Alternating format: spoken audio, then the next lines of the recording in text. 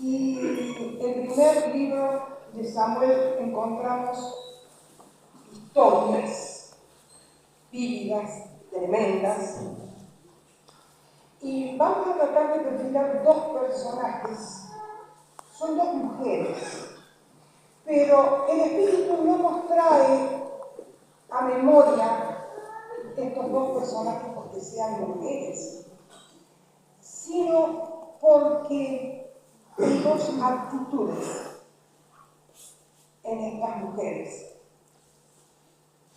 El título de esta reflexión podría ser Dos mujeres y una nación.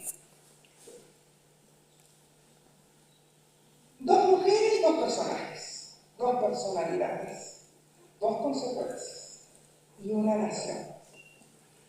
Vamos a ver, no vamos a leer todo el pasaje completo como para entender perfectamente la historia, pero aquellos que son lectores de la palabra y que están acostumbrados, ustedes van a recordar quién fue Raquel.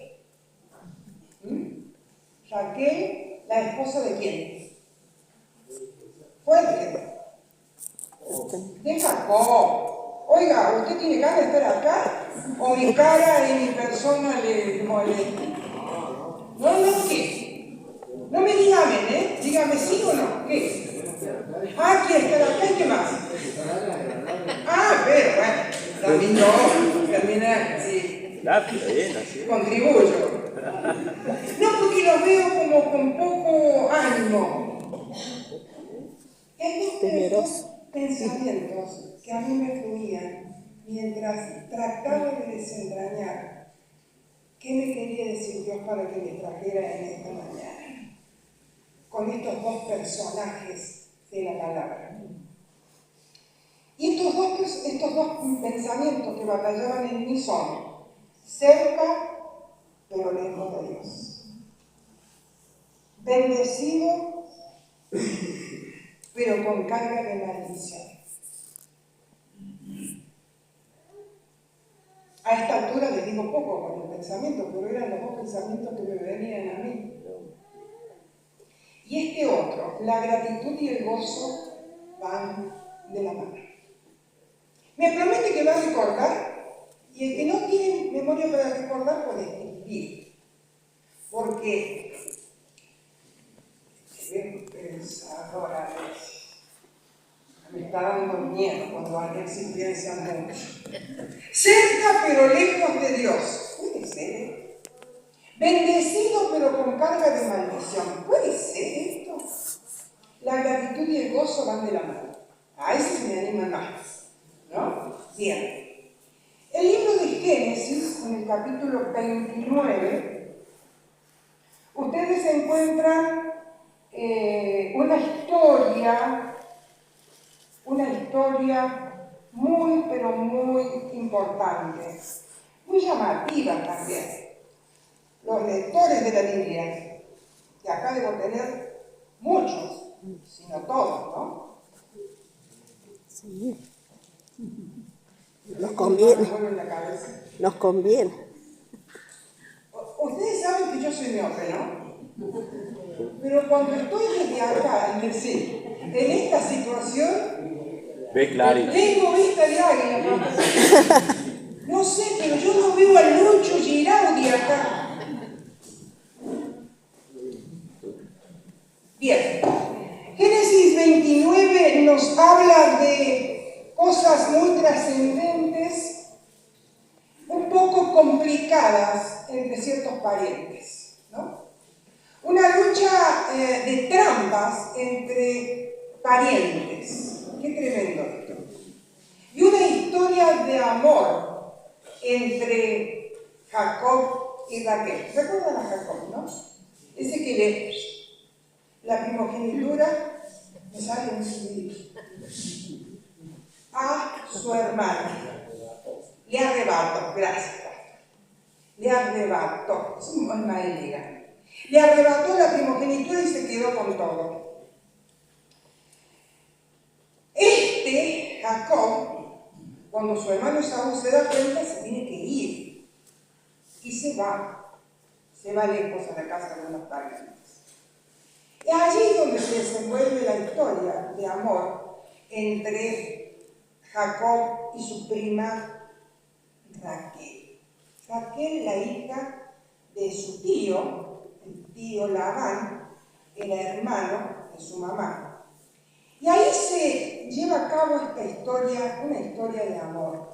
Allí donde Jacob, el tramposo, tiene que trabajar y trabajar mucho para lograr que le den a esta bella mujer que era Raquel. Y sigue la historia de la trama, ¿eh? Porque el tío le dice, sí, perfecto, trabajame 7 años y yo te doy a mi hija, la bella. Pero resulta que cuando llegó el momento le dio la otra, a Lea, como dicen las mujeres. Cuando se da cuenta, Jacob dice, ¿cómo me has hecho esto? Yo trabajé 7 años por Raquel, no por mí. Y bueno, no importa. En la mayor y en la mayor. Estoy dispuesto a trabajar otros 7 años. ¿Cuántos de los esposos aquí han trabajado 14 años por su esposa? Se ve ninguno que levanta la mano. Poneros a trabajar 16.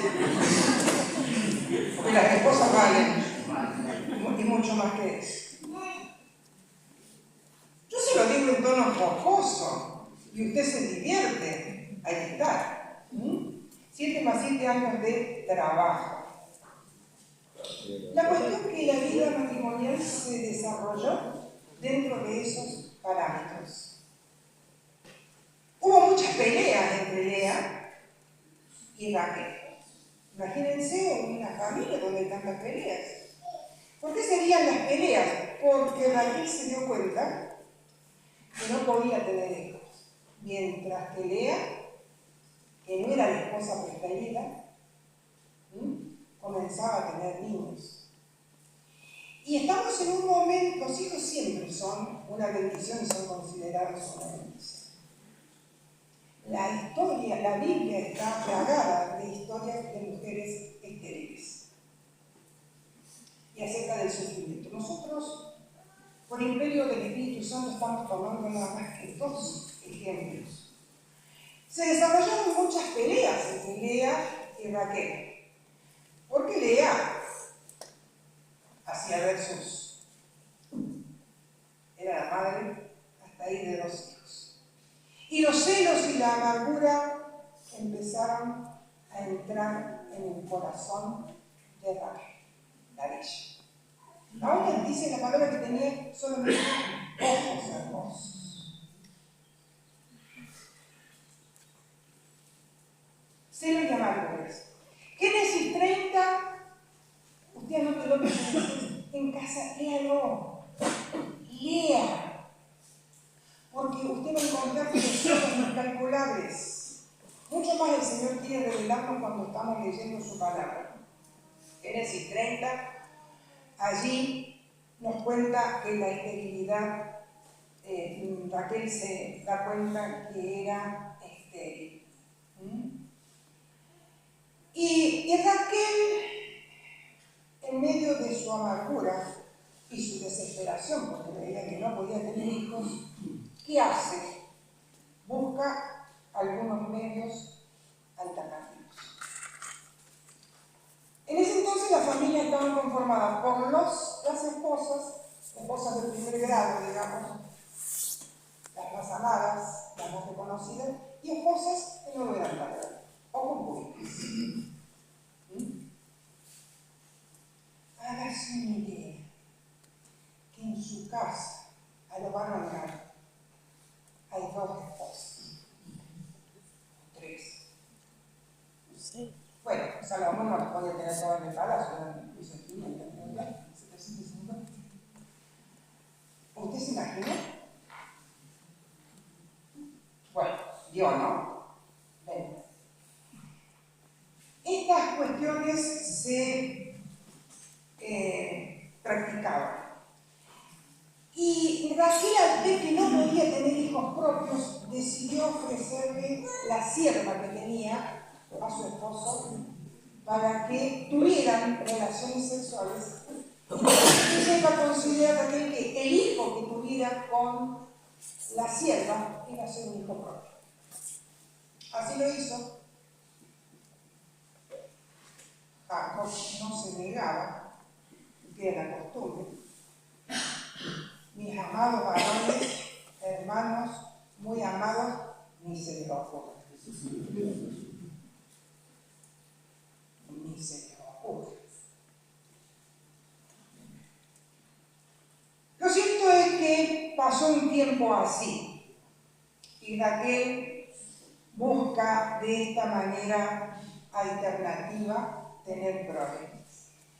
Pero no solamente fue hasta ahí, sino que en ciertas circunstancias el hijo mayor de su hermana Lea fue al campo y encontró unas frutas llamadas mandrágoras. Eso dice el capítulo 30. Se lo leo para que no crea que me estoy pasando en la imaginación. Un día durante la cosecha del trigo, Rubén salió al campo y encontró unas frutas llamadas mandrágoras. Entonces se las llevó a su madre Lía. Al ver las frutas, Raquel le rogó a Lía que le diera algunas, pero Lía le respondió: ya me quitaste el marido y ahora quieres quitarme las frutas que me trajo mi hijo. Un poco intolerante, ¿verdad? ¿No? Pero así eran los problemas que se tienen en la casa. Y Raquel le propuso: si me das las mandrágoras, Jacob dormirá contigo esta noche. En realidad, ahí escuché una sombra. Y sí, lo alquiló. Era tanto el deseo que tenía de tener un hijo que apeló a estas frutas que significaban la posibilidad de que ella fuera madre. ¿Qué eran estas frutas, esta planta? Las utilizaban los hechiceros, los brujos, los chamanes, porque se creía que estas plantas tenían efectos no tan solo afrodisíacos, es decir, que intervenían en la voluntad para tener el acto sexual y la pasión, sino también hacían decaer la esterilidad, produciendo fertilidad. Raquel, en su desesperación, apeló a la sierva. Y ahora, un poco más movida por su desesperación, busca las mandrágoras.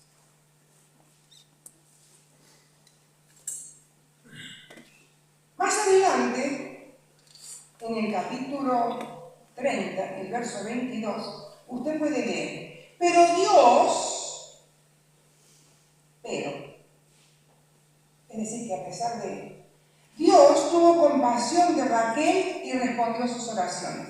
Le permitió quedar embarazada y tener un hijo. ¿Qué notable? Cuando nació el niño, Raquel dijo: Dios me quitó la vergüenza de no tener hijos. Y le puso por nombre José, que significa que Dios me dé otro. Pues dijo: ojalá que Dios me dé otro hijo. Estamos hablando de que dos personajes y dos actitudes. Acá estamos viendo la actitud de uno de esos personajes. Amargura y desesperación por algo. Y apelar a medios alternativos. Primero la sierva y ahora las mandrágoras. Había mucha leyenda alrededor de estas plantas. Posiblemente, yo nunca comí, pero posiblemente algún efecto notable hayan tenido.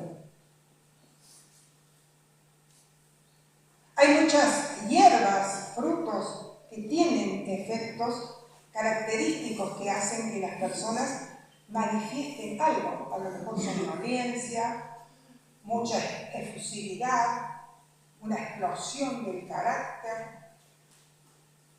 Estas mandrágoras se ve que disfrutaban de una fama de este tipo.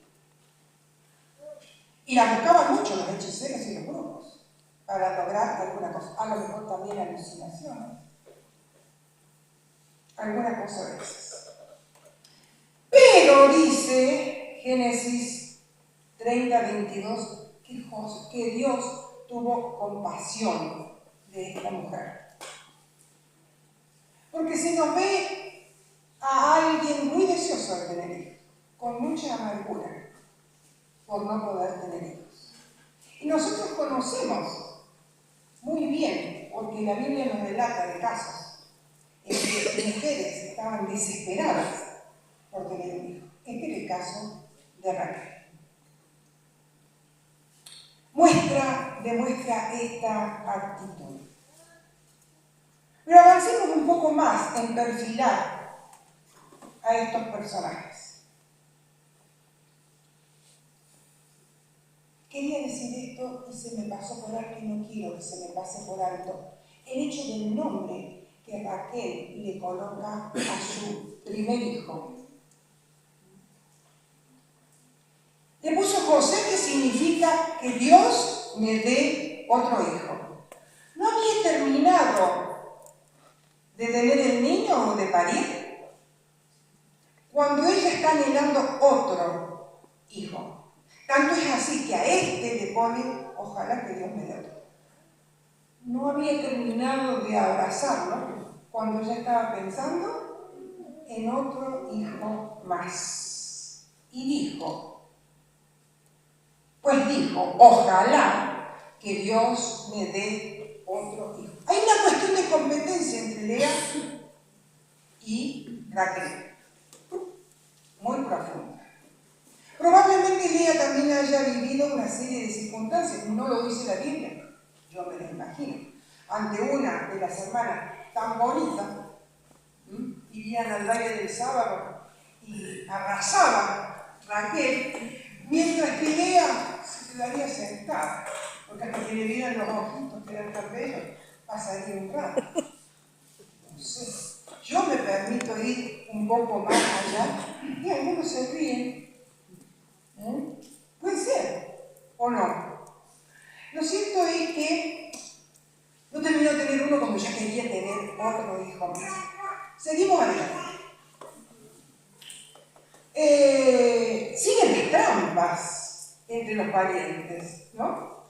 Siguen las trampas en esto de uno tomarle ventaja al otro, entre Labán y Jacob. Se iban pisando los talones en ver quién embromaba al otro. Así se desarrolló la vida en ese lugar entre estos parientes. Dice en Génesis 30,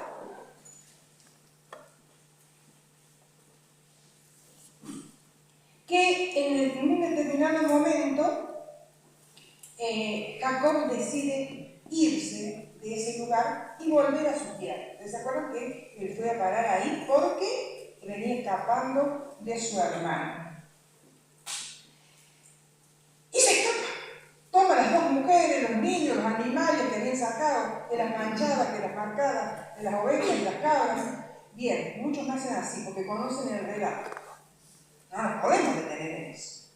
Es colateral a la historia que el Señor quiere dejarnos hoy. Entonces, comienza la caravana de Jacob con sus familias, con sus dos mujeres y sus niños, pero Labán los alcanza. Y entonces cuando los alcanza dice, ¿por qué me has engañado? ¿Por qué tomaste a mis hijas prisioneras? Y ahí hay como una especie de altercado. Pero en el verso 30, deténgase ahí porque dice, si tanto te urgía volver a la casa de tu padre, no tenías por qué robarte mis ídolos. ¿Qué había sucedido? Cuando juntaron todas sus cosas, sus enseres, Raquel le robó los ídolos familiares a Labán y se los escondió muy ocultamente. El relato dice bajo la montura, y en el cabello bajo la montura. También puede interpretarse entre las escrituras íntimas.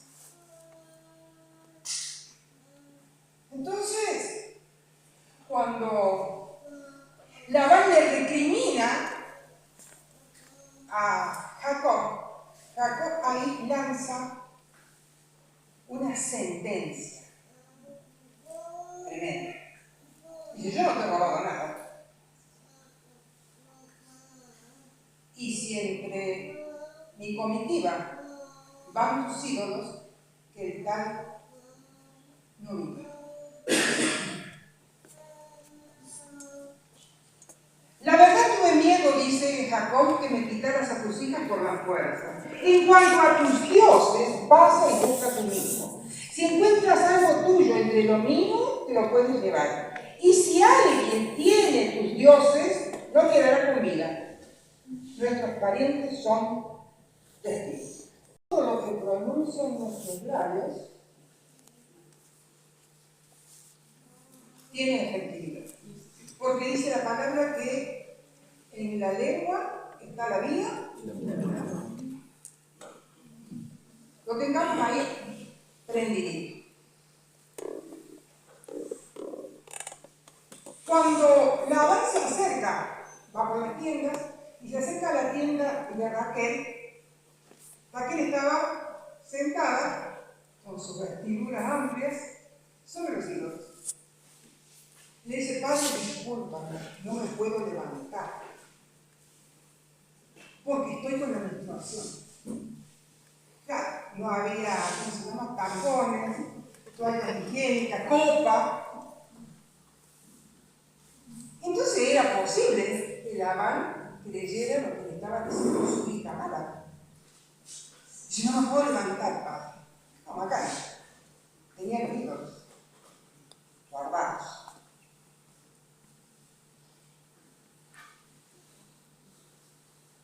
Pero avancemos un poco más en el relato. Voy a pasos agigantados. Porque si no, nos tenemos hasta las 2. Génesis 35, damos un salto.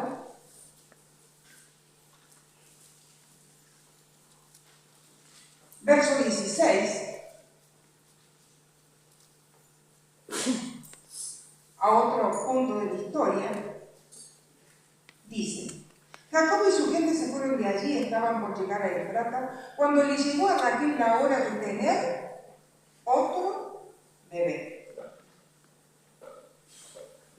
Como tenía mucho problema para tenerlo, la mujer que le ayudaba le dijo, no tengas miedo, que también este bebé va a ser niño. El bebé nació bien, pero Raquel estaba a punto de morirse. En estos últimos momentos de vida, le puso a su hijo por nombre Benoni, que significa hijo de mi dolor. Sin embargo, Jacob le cambió el nombre y le puso Benjamín, que significa hijo favorito.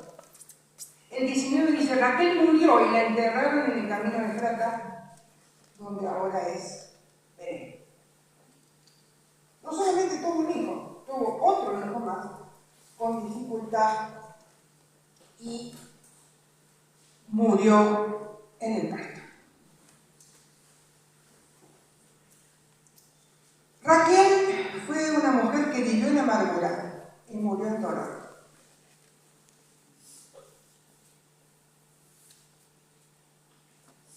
Tuvo 2 bendiciones al menos, pero no logró salir de la amargura y murió en la amargura y el dolor. Tanto es así que a su hijo segundo le pone hijo de mi dolor. Se cambia el nombre, el patriarca le cambia el nombre y le pone Benjamín, pero sin embargo marcó no solamente al hijo, sino que como todos los actos, así como las palabras, tienen efecto, nuestros actos también. No pensemos que nuestros actos, una vez cumplidos, se esfuman, se van y quedan pegados en la estratosfera o se disuelven en el medio ambiente. ¿Por qué digo esto? Porque en el libro de Jeremías vamos a encontrar una mención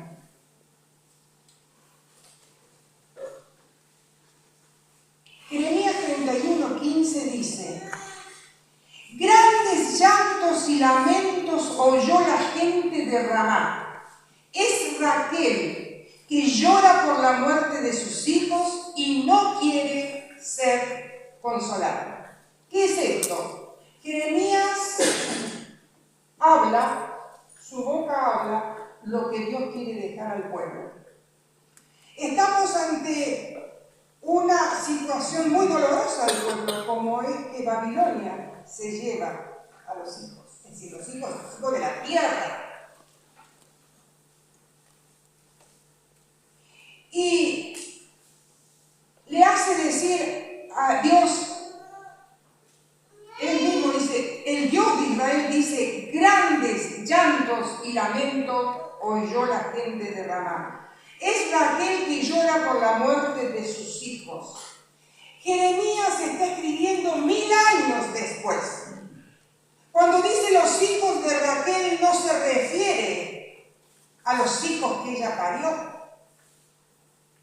Se refiere, ni siquiera es la misma Raquel en persona. Ahí Raquel es, quiero que me interprete bien, la madre de Israel. Porque Raquel nunca se dio cuenta que ella debería ejercer un matriarcado.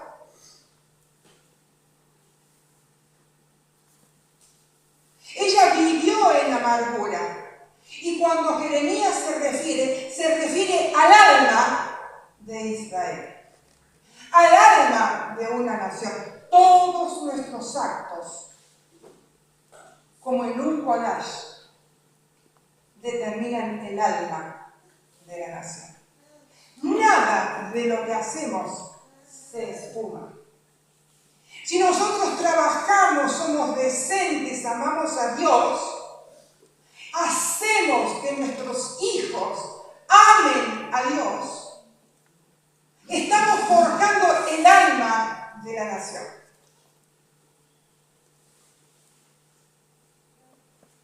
El alma de la nación no se forma de algo etéreo, se forma de las acciones concretas y materiales y espirituales de los hijos de la tierra. Raquel vivió en amargura y murió en dolor. 1000 años después, al alma de la nación se le llama Raquel. Qué tremendo. Ella fue bendecida, cerca pero lejos de Dios. ¿Les suena ahora? Podemos estar muy cerca de Dios, ministrar para Dios, ofrendar para Dios, trabajar para Dios, pero estar lejos. Porque se entiende que nosotros necesitamos a Dios, pero una cosa es necesitar a Dios y otra cosa es amarlo.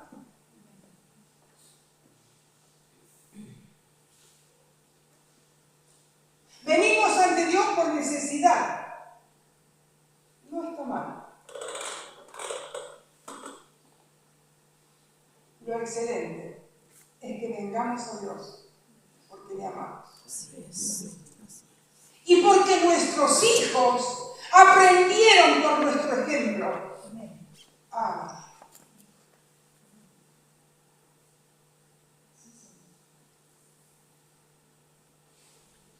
Esto del alma de la nación fue aún más lejos. Usted quizás ya lo está recordando. Vaya a Mateo capítulo 2.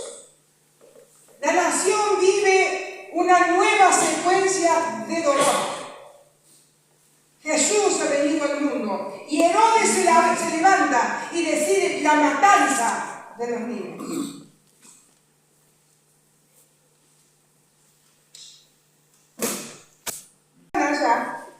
Se fueron a vivir a un pueblo llamado Nazaret y se cumplió lo que Dios había dicho por medio de los profetas. El Mesías, me estoy yendo mal. 19. Herodes murió cuando José todavía estaba en Egipto. Entonces un ángel de Dios le apareció en sueños y le dijo: regresa ahora a Israel junto con el niño y la madre, porque ya murieron los que querían matar al niño. María y José y el niño regresaron a Israel, pero José tuvo miedo de ir a la región de Judea porque supo que Arquelao, el hijo de Herodes, iba a intentarlo. Sigo mal. Un párrafo más adelante. Cuando Herodes se dio cuenta de que los sabios le habían engañado, se puso muy furioso y mandó a matar a todos los menores de 2 años. Ahí estamos. Y que vinieran a Belén y sus alrededores. Así se cumplió lo que Dios dijo por medio del profeta Jeremías. Grandes llantos y lamentos oyó la gente de Ramá. Era Raquel que lloraba por la muerte de sus hijos y no quería ser consolada. 650 años de Jeremías a el tiempo de Jesús. Y esa condición de la nación vuelve a producirse. Es Raquel, es el alma de la nación que vuelve a sufrir y a penar exactamente con lo mismo.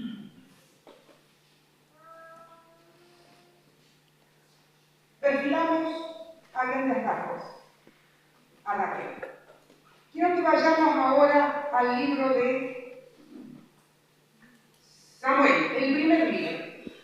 Ahí encontramos la vida de otra mujer, otro personaje. La vida de Ana, muy similar al quebranto emocional que tenía Raquel, estéril. Como una sierva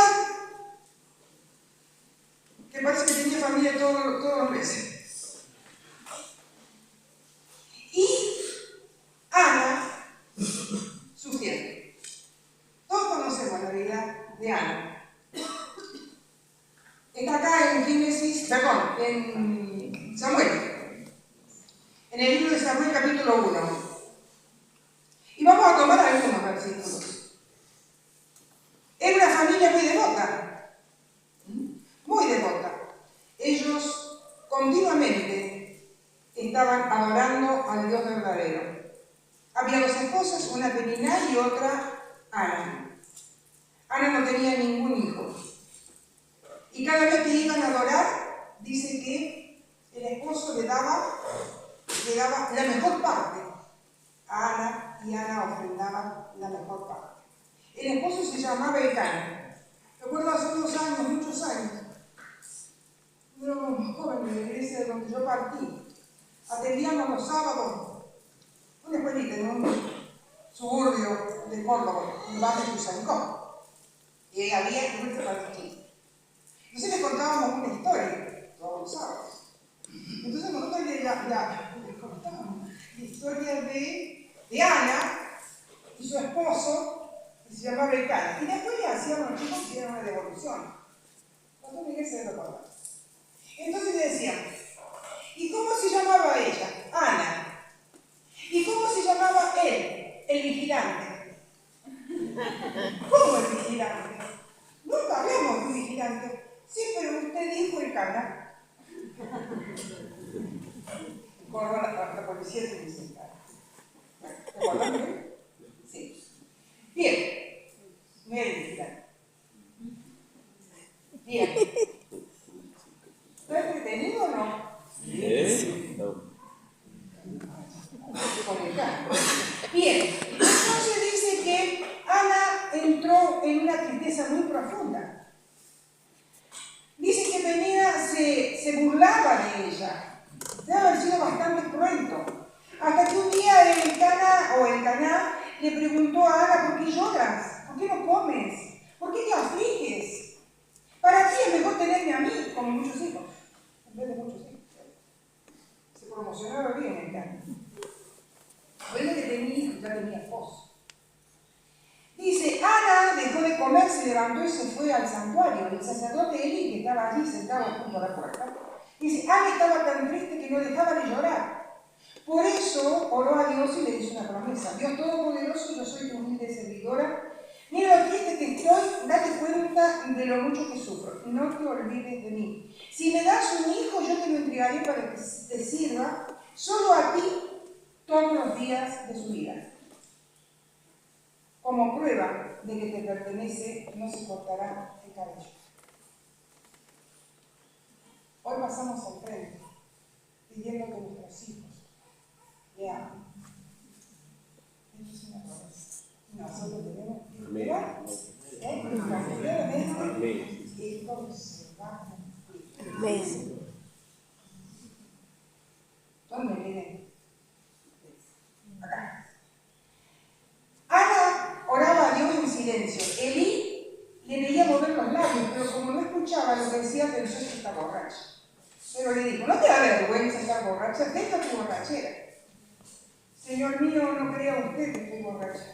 No he bebido vino ni sidra. Estoy muy triste. Porque aquí yo estoy suplicándole a Dios que me responda. Entonces Elí le dijo, vete tranquila y que el Dios de Israel te conceda lo que has pedido. Y Ana le dijo, usted sí me comprende. Dicho esto, Ana regresó a comer y dejó de estar triste. Cuando tenemos la perfecta convicción de que Dios nos escucha, dejamos atrás la amargura. No puede competir el gozo de Dios con la amargura, sea lo que sea. Sea lo que sea. Ella empezó a comer. Yo no sé cuántos han estado en una profunda tristeza que se dan cuenta que no tienen hambre y por más que te dicen comer, comer, comer. Yo pasé por una profunda tristeza así. Y en la casa donde yo vivía me decían tenés que comer, comer. Y a mí no me pasaban por boca. Había perdido un hijo. Hasta que no me llegó el consuelo de Dios, mi alma no fue saciada. Esta mujer recibió, Dios le ofreció y ella lo recibió. Dejó de estar triste.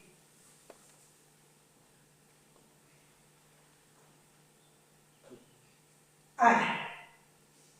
La actitud de Ana se ve reflejada un poco más adelante también.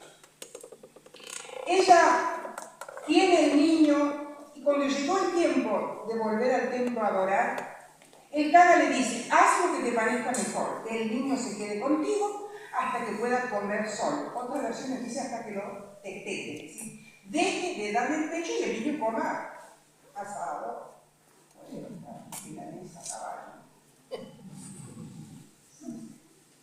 Ana se quedó con su hijo, atiendan esto, y lo cuidó hasta que el niño comenzó a comer solo. Fue entonces cuando Ana lo llevó al santuario de Silo. También llevó como ofrenda un novillo de 3 años, vino y 20 kilos de harina. Después de presentar en el altar al novillo, Ana y su esposo le entregaron el niño al sacerdote Elí.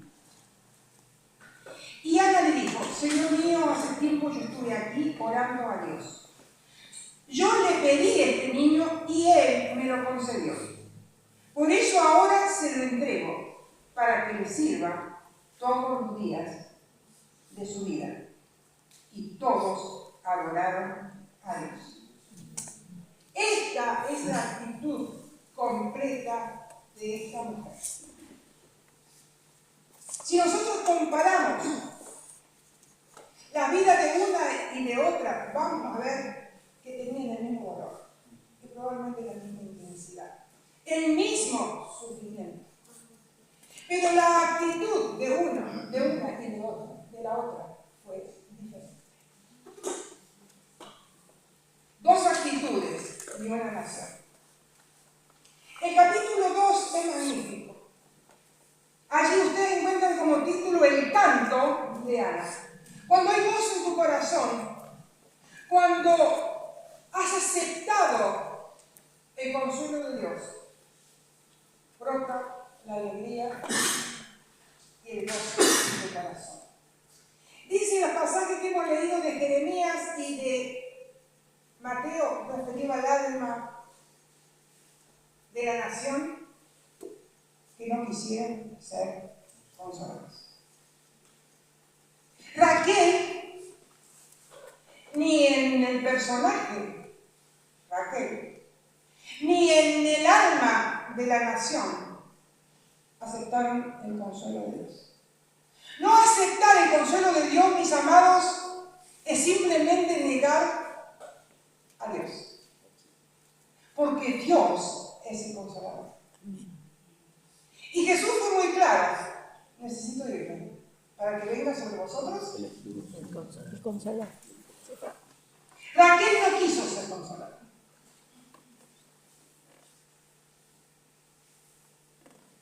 Cada uno que sufre, y sufre en intensidad, yo lo viví, tuve que decidirme, a pesar del entorno, a pesar del dolor intenso que te apuñala y te pega constantemente, decidirse a recibir el consuelo de Dios.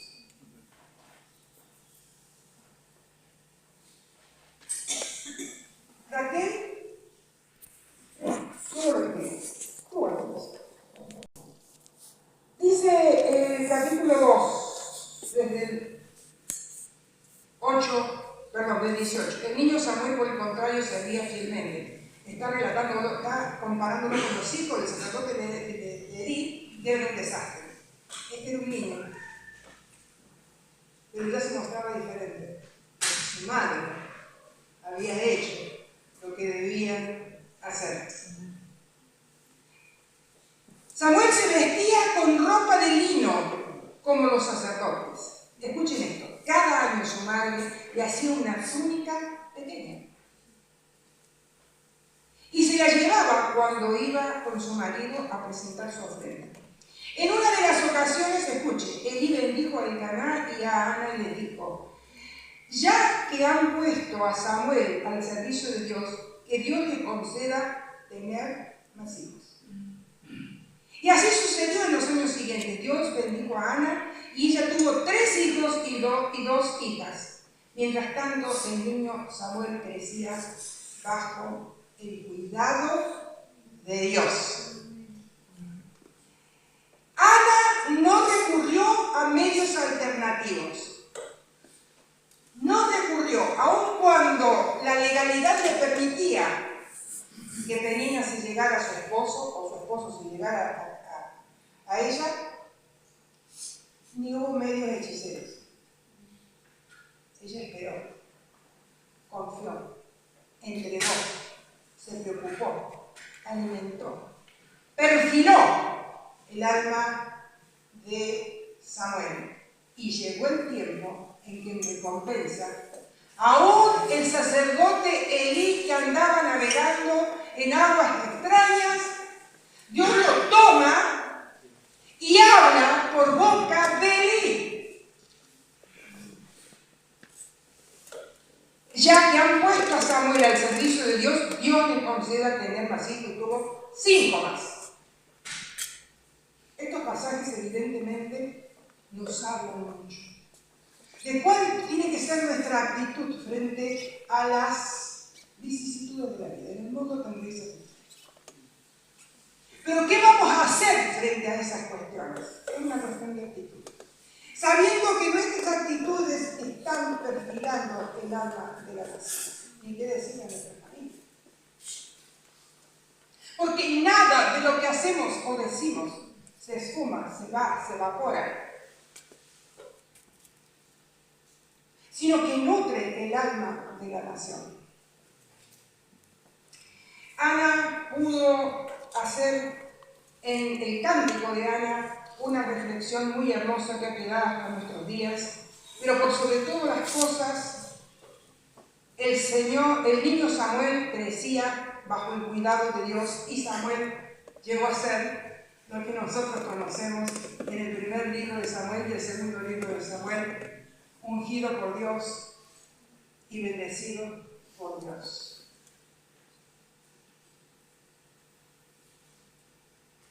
Si nos negamos a ser consolados, estamos negando a Dios. Y podemos estar cerca de Dios pero lejos de Él. Podemos ser bendecidos, pero con una carga de maldición. La gratitud y el gozo van de la mano. Amén. Amén. Sí, Señor. Amén. Amén. Amén y amén.